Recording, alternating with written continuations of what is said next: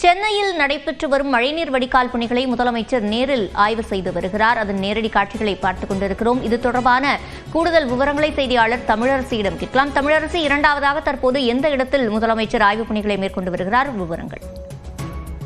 சென்னையில் மழை வெள்ள பாதிப்புகளை குறைக்கக்கூடிய வகையில் சென்னையில் மழைநீர் வடிகால் பணிகள் என்பது கடந்த சில ஆண்டுகளாக மேற்கொள்ளப்பட்டு வருகிறது.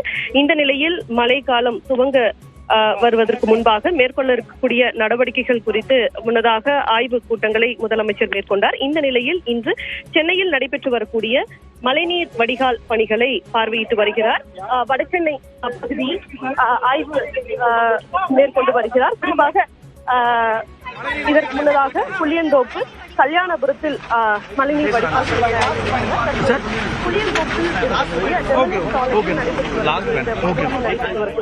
மழைநீர் வடிகால் பணிகளை தற்போது முதலமைச்சர் ஆய்வு செய்து வரக்கூடிய காட்சிகளை நாம் பார்த்து வருகிறோம்.